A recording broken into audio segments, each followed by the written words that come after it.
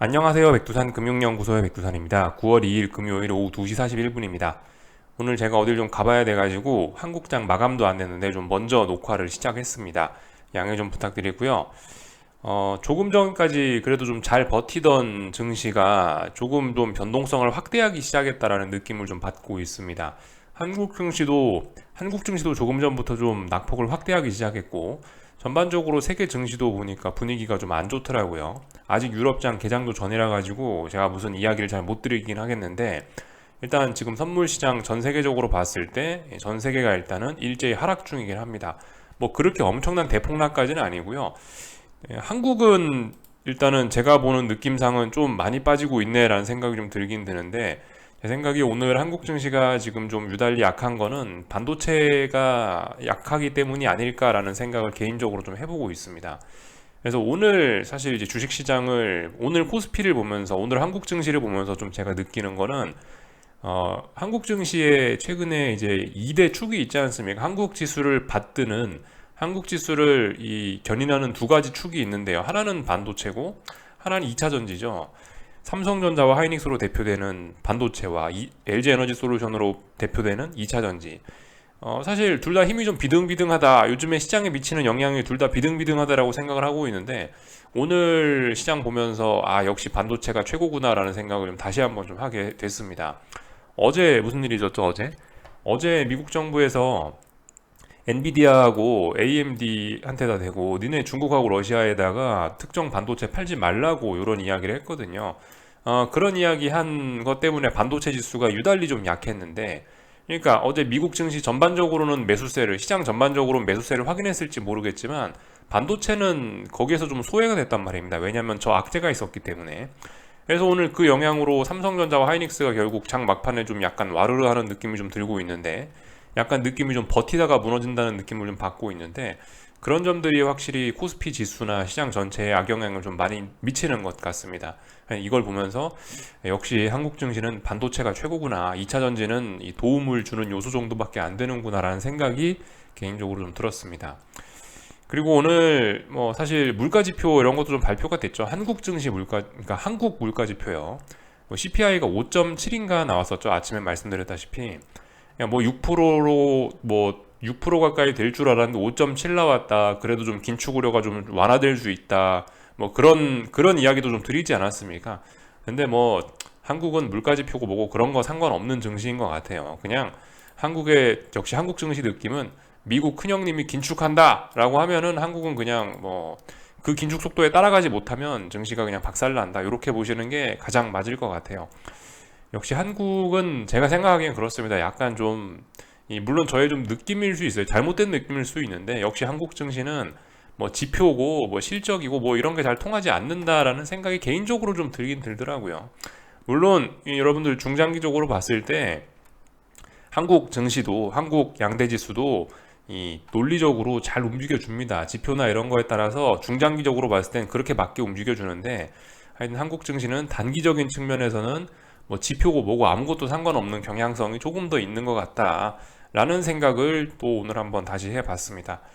뭐 이 정도 이야기를 좀 드리면 될 것 같고, 하여튼 한국 증시 이 계속 줄줄줄 흘러내리고 있어요. 결국 그래서 이제 아마 이 정도 선에서 마감을 하겠죠. 설마 장 막판에 갑자기 무슨 일이 있어서 급반등을 하거나 그러진 않겠죠. 이제 그죠? 아마도 그럴 것 같은데, 뭐 이대로 지금 현재 2시 45분인데 이대로 마감한다는 가정하에 일단 좀 이야기를 해보자면은, 일단 그 변동성이 물론 조금씩 확대가 되고 있는데, 그렇다고 이게 막 지금 대폭락이고 이런 것까지는 아니죠. 솔직히 여러분들 생각을 해보시면 이게 오늘 하락을 하고 있는 게, 이게 이제 그 최근에 좀 잘 버티다가 이쯤에서 반등하겠지라는 그 우리들의 막연한 기대감이 있으니까, 지난 며칠간 많이 빠졌으니까 반등하겠지라는 기대감을 갖고 있는데, 그런 기대감 속에서도 오늘 이 오르다가 빠지니까 이런 게 좀 많이 빠지는 것 같고 더욱더 심리적으로 크게 충격을 받을 수가 있는 건데, 근데 사실 이거 엄밀히 따지면 대폭락도 아니죠. 이거 엄청나게 변동성 확대된 거 아니죠.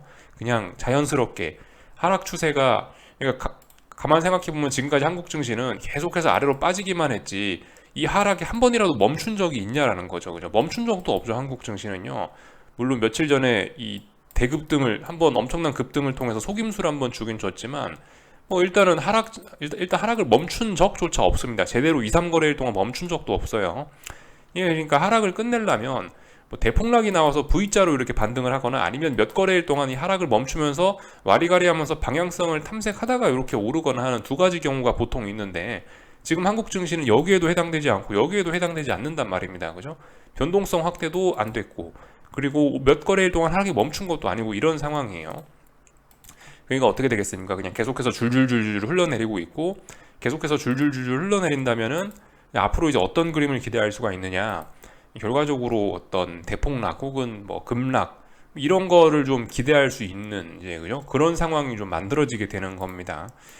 이 계속 말씀을, 지난번에 한국 증시 두 달간 거의 한 달간 오를 때도 뭐 이런 이야기를 드렸는데, 야, 이게 상승 에너지가 자꾸자꾸 누적이 돼가지고 이제는 이게 대급등을 하거나 아니면은 완전 뭐 꺾여버리거나 뭐 둘 중 하나다, 그런 식으로 좀 이야기를 해드리고 있는데요. 이것도 약간 같은 논리인 겁니다. 이게 변동성을 확대시키지 않고 계속 짜불짜불 위쪽으로 오르거나, 아니면 그 반대의 경우도 변동성을 확대시키지 않고 짜불 계속해서 이게 증시가 조금 흘러내리거나 이러면은 결국 이제 이러면 어떻게 해석이 되냐? 통상적으로 짜불짜불 오르면 상승 에너지가 폭발되지 않고 누적이 되고 있네요. 아, 상승 에너지가 쌓이고 있습니다라고 하고, 혹은 이 하락 에너지가 누적되고 있습니다. 하락 에너지가 쌓입니다라고 이런 식으로 합니다.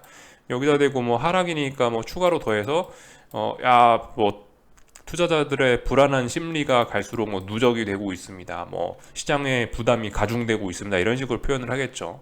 그러면서 끝에 어떻게 되냐? 끝에 변동성 확대가 날 수 있다. 짜불짜불 오르던 거는 대급등을 할 수도 있는 거고, 짜불짜불 떨어지던 거는 대폭락도 할 수 있는, 뭐 결과적으로 이런 끝도 나올 수가 있습니다. 그렇지만 말씀드리죠. 대폭락하지 않고 어떻게 돼요? 대폭락하지 않고 중간에 잘 버티면, 또 때를 못 맞으면, 그럼 또다시 증시는 반등할 수도 있는 거고요. 지난번에 이거 상승의 사례는 잘 한번 보셨죠? 막 올라야 될 텐데 못 가고 결과적으로 아래쪽으로 꼬꾸라지면 어떻게 된다? 지금의 시세가 나온다라는 거 우리가 확인을 할 수가 있었겠습니다. 그죠? 지난번 여기 이야기하는 거예요. 여기 한국 증시 코스피요. 여기 이런 자리에서 한국 증시 대폭등도 가능하다, 가야 된다라고 이야기를 그렇게 드렸는데, 가야 될 때 못 가니까 결과적으로 여기까지 다시 내려온 거예요. 이것도 똑같습니다. 아래쪽으로 이제 막 잘 가고 있고, 아래쪽으로 이 정도면은 이제 급락이나 대폭락이 나올 만한데 싶은 자리까지 내려오고 있는 겁니다. 지금 상황에서는 이제 대폭락이 나오거나 빨리빨리 아래쪽으로 가지 않으면 오히려 이제 또다시 방향성이 틀어질 수도 있는 그런 가능성도 있긴 있는데, 아무튼 그건 조금 이따 이야기하는 거고, 이렇게 자꾸자꾸 하락 에너지가 누적이 되면 대폭락을 잉태할 수 있다, 이 정도 이야기하시면, 이 정도 이해하시면 될 것 같습니다. 한국 증시 같은 경우도 전반적으로 큰 그림으로 봤을 때 이게 이 다중 바닥형을 만들겠다는 의도가 좀 약해 보입니다. 그죠? 말씀드렸다시피 이게 다중 바닥형을 만들려면, 혹은 쌍바닥을 만들려면 이 저점이 어디까지 내려오느냐가 굉장히 중요합니다. 어디까지 내려오느냐가 이 매수세의 이 매수세를 측정하는 근거가 그거 아닐 거 아니에요. 너 저점이 어디까지 내려왔느냐 이건데, 지금 보시면 너무 많이 내려오고 있다는 기분이 분명히 있습니다. 이렇게 되면 얘도 한국 증시도 결국 300짜리를 지지하겠다는 의지는 별로 없다는 걸로, 일단 그런 식으로 보는 게 더 가능성이 높겠죠. 이 정도 이야기 해드리면 될 것 같고, 코스피 같은 경우는요, 참고로 지금 그래서 그나마 어떤 지지선이라고 있었던 자리가 318.8 붕괴되면 무게중심은 이미 아래로 가는 건데, 그나마 이 316.5라는 자리가 그래도 어떤 버벅버벅 거릴 수 있는 그런 중요한 자리였어요. 참고로 316.5가 무슨 자리냐면, 지난 7월 20일부터 해서 여기서 한 4, 5거래일 동안 지켰던 자리이고, 이 8월 31일 날 이 속임수 나왔던 장대 양봉의 시가 자리였습니다. 그만큼 316.5라는 자리가 어떤 그만큼 의미 있는 자리였던 거고, 이 자리가 붕괴되면은 이제 아래쪽으로는 이 다소 지지력이 없는 그런 구간으로 옵니다. 물론 지지력이 있습니다만 밑에, 근데 지지력이 예전 같지는 않은 구간으로 들어오는 거예요. 예를 들면 왜 그렇게 이야기를 하냐면은, 7월 15일부터 여기 한국 증시가 사실상, 물론 저점은 7월 4일날 나왔는데 코스피가 사실상 이제 7월 15일 날부터 저점 찍고 올랐다라고 보는 게 좀 합리적이겠죠.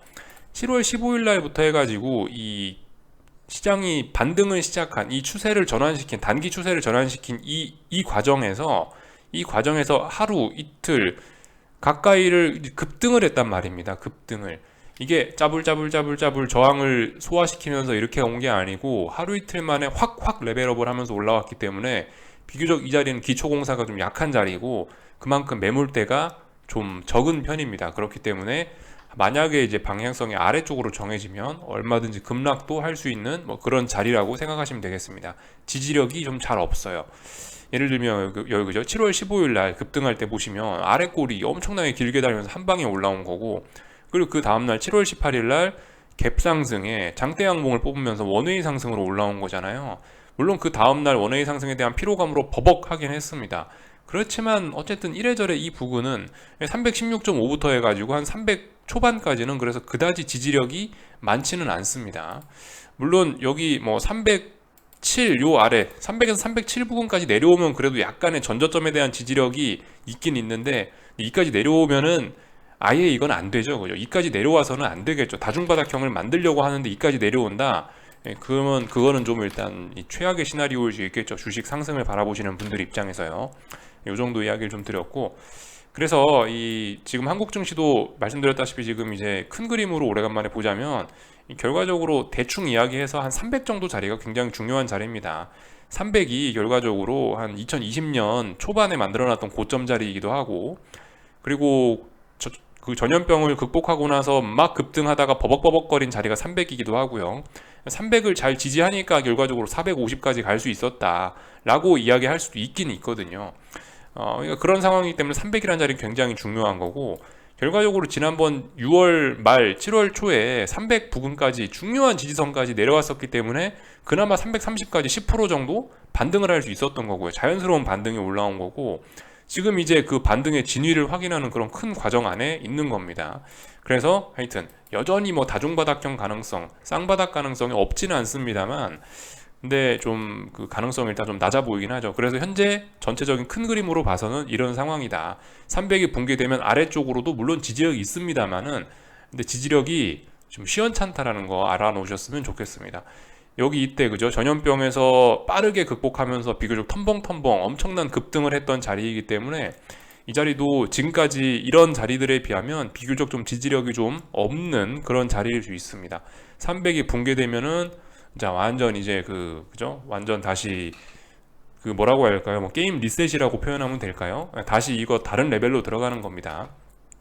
참고로 어제 이제 기술적인 이야기들을 좀 드리면서 이 나스닥이 아니고 엔비디아 하고요. 그리고 독일 증시하고 이런 친구들이 지금 중요한 레벨 업이냐 레벨 다운이냐를 결정하는 중요한 지지선 부근에 내려와 있다 말씀드렸잖아요. 이 자리에 해당하는 게 코스피 선물 300의 의미입니다. 같은 거예요. 그러니까 이미 뭐 엔비디아 이런 친구들은 이거 붕괴시키기도 했고 그랬죠. 하여튼 이 지금 한국 증시도 그런 비슷한 자리 부근에서 지금 놀고 있는 거고, 하여튼 그렇습니다. 관점을 좀 넓게 보면은 전 세계 증시가 대부분 다 코스피 300에 해당하는 혹은 엔비디아가 어제 붕괴시켰던 그 자리, 혹은 독일 증시가 지금 테스트하고 있는 이런 자리들을 일제히 다 지금 6월 말 혹은 7월 초에 혹은 7월 중순까지 다 이런 자리들을 지금 테스트한 거예요. 그렇기 때문에 지금 자리에서 이 시장이 전반적으로 이제 상승 추세로 전환되느냐 혹은 계속 하락 추세로 이 진행이 되느냐는, 이거는 이제 중장기적인 방향성 결정에 있어서 굉장히 큰 영향을 미칠 수가 있다라는 거죠. 그렇기 때문에 지금의 움직임들이 중요하고 우리가 좀 집중을 해야 된다라고 이야기를 해드리고 있습니다. 그리고 이 전 세계 증시가 300에 해당하는 이 선물 300에 해당하는 그런 중요한 자리에서 싸우고 있기 때문에 그만큼 이 자리에 대한 지지력들은 강할 수가 있단 말이죠. 그렇기 때문에 우리가 하방을 보고 있고, 지금 뭐 시간적으로나 이슈적으로나 여러 가지 측면에서 하방이 유리하긴 합니다만, 이 지지선이 이렇게 두꺼운 게 있기 때문에 이거 붕괴시키기 전까지는 안심할 수가 없다라는 거예요. 그래서 전반적인 이야기들을 좀 드려봤습니다. 하여튼 오늘 한국 증시 이야기는 여기 정도까지 하고요. 이런 것들 굉장히 하여튼 부담이에요. 개인들이 막 풋옵션을 막 사고 있는 이런 것들, 그죠? 분명히 어쨌든 하방 보시는 분들에게 부담이긴 합니다. 근데 그럼에도 불구하고 지금 상황은 더 빠질 수도 있는 거고, 함부로 반등을 논하기가 어렵다라는 거 말씀드렸다시피 한국 증시는 코스피는 아래쪽으로 지지선이 잘 없다라는 이야기를 좀 드렸습니다. 뭐 코스닥도 잘 빠지고 있어서 코스닥 뭐 잘 빠지고 있다, 그리고 1100이 지지선이다, 이거 한마디면은 뭐 말이 끝날 것 같고요. 이 위쪽으로 저항이 잘 누적되고 있습니다. 지난 한 2, 3거래일 동안 여기서 급락했던 거, 여기에 대한 피로감을 잘 소화하면서 아래쪽으로 지금 잘 가려고 저항을 잘 누적하고 있는 그런 모습이라 제가 뭐 딱히 드릴 이야기는 없습니다. 이 정도까지 보면 될 것 같고요. 우리 한국 증시 변동성 지수 V-코스피 같은 경우는 차분하게 잘 올라가고 있는 이런 모습이라서 제가 여기다 대고도 뭐 딱히 언급할 거는 없습니다. 하여튼 뭐 여러 가지 좀 단기적으로 너무 많이 빠지는 거 아니냐, 낙폭이 과한 거 아니냐 싶지만 한국 증시는 일단 매수세를 보이지 않고 잘 가고 있어요. 이 정도까지 보면 될 것 같습니다. LG에너지 솔루션이 하여튼 좀 문제긴 한데요. LG에너지 솔루션 같은 경우는 오늘도 하여튼 급등을 해서 결과적으로 47만원 저항을 돌파한 착하고 레벨업하는 모습입니다. 인정해 줘야 되겠죠. 야, 코스피 급락하는데 LG에너지 솔루션에 지 혼자 47만원 넘어가는 게 말이 되냐, 난 저거 받아들일 수 없다, 그러시면 안 됩니다. LG에너지 솔루션은 올라가고 있다, 보이는 그대로 받아들이셔야 되겠고, 상승에 대한 목표치는 일단 전고점까지 열렸다라고 봅니다. 55만원 선까지 열렸다라고 보긴 보는데, 아무튼 시장 분위기가 안 좋으니 55만원을 터치할지 어쩔지는 알 수가 없는 거고, 하여튼 LG에너지 솔루션은 강합니다. 글쎄요, LG에너지 솔루션 덕분에 한국 증시가 이렇게 지금 일단 대폭락은 면하고 있는 정도의 상황인데요. 모르겠어요. 이게 저게 증시에 긍정적인가 부정적인가는 사실 잘 모르겠는데, 개인적으로는 저 LG에너지 솔루션의 저런 움직임이 오히려 지금 한국 증시에는 더 독이 되는 것 같기도 합니다.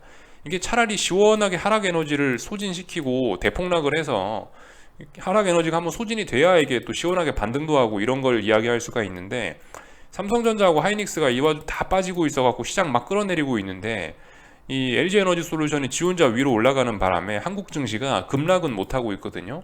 급락을 못하고 계속 비실비실 아래쪽으로 빠지니까 자꾸자꾸 이게 하락 에너지만 누적되고 시장 분위기만 더러워지고, 하여튼 저는 개인적으로 그래서 이런 점들 때문에 LG에너지 솔루션만 올라가는 거는 하여튼 그죠, 전반적인 시장에는 더 일단 안 좋은 그림인 것 같다라는 생각이 좀 들긴 합니다. 근데 하여튼 신기하게 잘 올라가네요. 뭐 테슬라도 요즘에 분위기 안 좋은 것 같고, 뭐 BYD 이런 것도 뭐 워렌 버핏이 팔았다 그런 이야기들이 돌고 있는데, LG에너지 솔루션 뭐 좋은 회사인가 봅니다. 뭐 제가 잘은 모르겠지만 잘 올라가네요. 일단 저런 건 받아들여줘야 됩니다. 눈에 보이는 그대로 보시면 될 것 같고, 하여튼 뭐 무슨 일인지 모르겠지만 아시아 증시 전반적으로 다 빠지고 있다라는 거 확인했고요. 원달러 환율 위쪽으로 잘 올라가고 있습니다. 얘도 같은 관점입니다. 죽어야 될 때, 이번 주에 죽었어야 될 때, 9월 1일 날에 죽었어야 될 때 죽지 않아서 살아나고 있고요. 변동성이 확대되지도 않고 짜불짜불 천천히 하루에 4원, 5원 혹은 10원씩 천천히 잘 가고 있으니까 뭐 하여튼 하방 보시는 분들이 전혀 뭐 그죠, 느긋하게 바라보실 수 있는 그런 조건들이 일단 완성이 된 것 같다라는 거. 그리고 어제 달러 인덱스가 급등했던 것들 뭐 그죠, 그런 것들 생각해 보면 하여튼 잘 가고 있습니다. 원달러 환율 그냥 잘 가고 있다 한마디면 되죠. 하여튼 달리는 말에서 내릴 필요가 없습니다. 이 정도 이야기하면 될 것 같고요. 하여튼 일본 증시도 그렇게 강했던 일본 증시도 보면 위쪽에 저항 누적하면서 하여튼 살살살살 잘 빠지고 있는 거고, 지지선 부근이고요. 중국 증시도 마감은 안 됐지만 얘도 일단 뭐 저항 누적시키면서 차분하게 잘 빠지고 있는 거고요. 뭐 홍콩 증시 이런 것도 그죠, 뭐 네, 이런 것도 이미 뭐 맛이 가고 있고요. 이미 여기까지 내려왔다, 이건 지지하겠다는 의미가 아니죠. 이건요, 여기가 그나마 중요한 지지선인데, 전저점 가기 전에 여기 가기 전에 그나마 중요한 지지선인데, 이 자리를 한 번, 두 번, 세 번, 네 번이나 터치했다, 이거는 지지하겠다는 게 아니죠. 이건 붕괴시키겠다는 의미로 봐야 되겠죠. 하여튼 안 좋아 보인다, 그 정도 이야기하면 될 것 같고요. 오늘 뭐 위안화 환율 같은 경우는 다소 강세를 보이고 있어서 음봉 하락이 강세인 거죠. 뭐 딱히 이야기는 할 건 없는데, 하여튼 위쪽으로 잘 올라가는 상승 추세임은 분명하다. 근데 일단은 오늘 잘 못 가고 있으니까 지난 3, 4거래일 동안 저항은 누적되고 있다, 요 정도는 일단 살펴는 봐야 될 것 같습니다. 물론 위쪽으로 올라가겠지 싶긴 한데요, 일단 저항은 누적시키고 있습니다. 요 정도만 체크하면 될 것 같습니다. 다른 거 특별히 할 이야기는 없고, 오늘 이제 밤에 미국 증시가 이제 할 일과 어떤 경제 지표들 발표를 좀 잘 살펴봐야 되겠죠. 오늘 밤에 저는 이 지표들이 좀 시장을 좀 방향성을 좀 단기적으로 결정할 수 있는 그런 중요한 요소라고 생각을 하고 있습니다. 물론 지표 자체가 중요하고 그런 것도 있어요. 논판 페이롤스라는 지표가 얼마나 중요한 고용 지표고, 요 아래에 있는 unemployment rate라는 실업률도 굉장히 중요한, 그죠? 그 자체 하나하나가 정말 중요한 지표이긴 한데요. 근데 이제 이런 지표가 발표되기 전에 지금 주식시장의 움직임이나 주식시장의 위치를 보면은 이런 이 중요한 지표들의 의미가 조금 더 확대적으로, 조금 더 확대돼서 해석될 가능성이 좀 있을 것 같다는 생각이 듭니다. 오늘 밤에 말씀드렸다시피 연준이 통화 정책을 결정하는데 참고하는 그런 고용 지표가 발표가 되는 건데, 이런 고용 지표들이 지금 미국 증시가 어디 있나요? 어젯밤에 중요한 지지선 한번 터치했죠. 3,900. S&P 3,900 터치하면서 오래간만에 매수세를 확인한 다음 날, 그, 오- 그, 그, 예, 그 다음 날, 그게 이제 오늘 밤이죠. 오늘 밤에 이제 그런 중요한 지표들이 나온다라는 거. 또 그리고 나스닥 같은 경우도 중요한 지지선 부근에서 매수세를 확인한 다음 날 그게 나온다라는 거. 이게 의미는 있을 거예요. 분명히 어떤 이유가 있어갖고 분명히 그 오늘 저게 고용지표가 발표가 되는 거겠죠.